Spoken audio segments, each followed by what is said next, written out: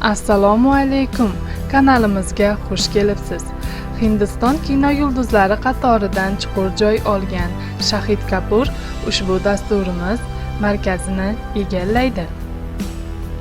Shahid Kapur 1981-yil 25-fevralda Hindistonning Dehli shahrida tavallud topgan. Uning oilasi kino olami bilan bog'liqdir.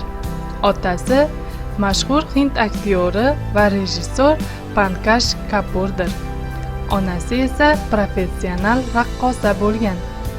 Lekin ota-onasi ajrashib ketgan.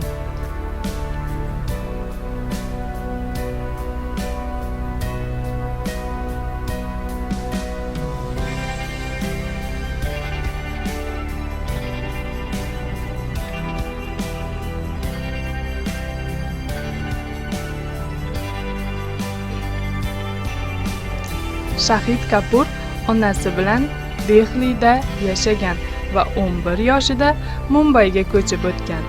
U yerda Rajhash Vidyaya o'rta maktabida o'qigan.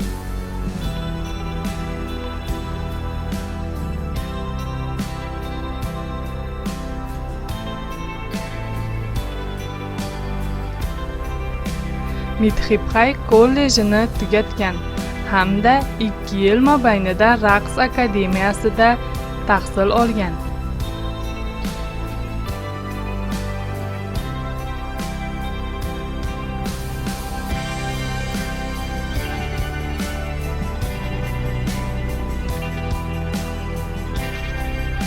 Uning kino olamidagi ilk roli Shubhash Gahayaning 1999-yilda olingan filmidir.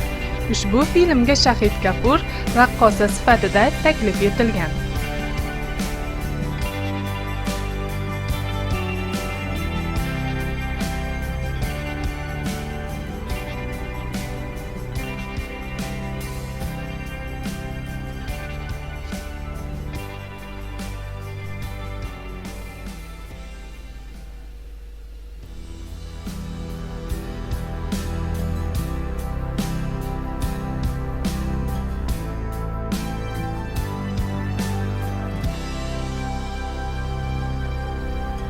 Shahid Kapur bir necha reklamalarda, kliplarda suratga tushgan.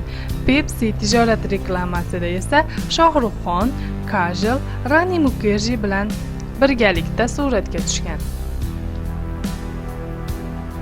Ushbu reklama Shahid Kapurga muvaffaqiyat olib kelgan.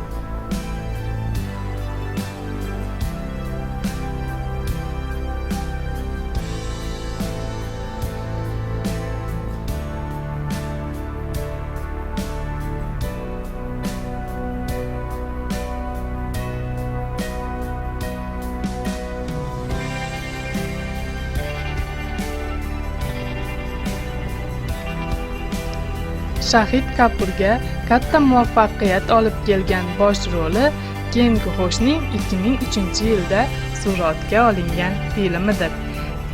Ushbu film orqali Shahid Kapur 2003-yilning eng yaxshi debyutanti sovriniga sazovor bo'lgan. –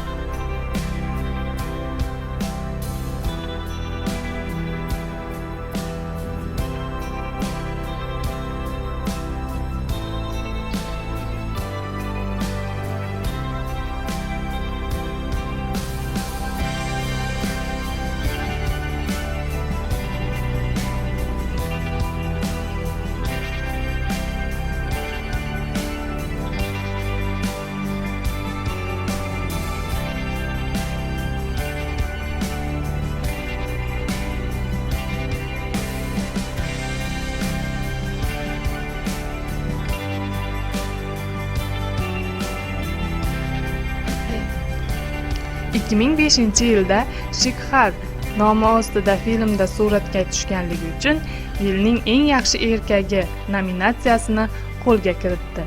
Aktyor Bollivud yulduzlari bilan dunyo bo'ylab rockstar konsert safarlarini uyushtirib turadi.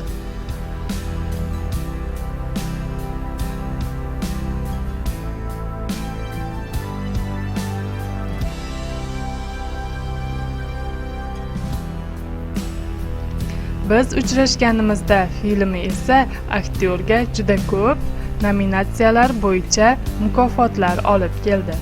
Bugungi kunga kelib Shahid Kapur 20 dan ortiq filmlarda suratga tushgan.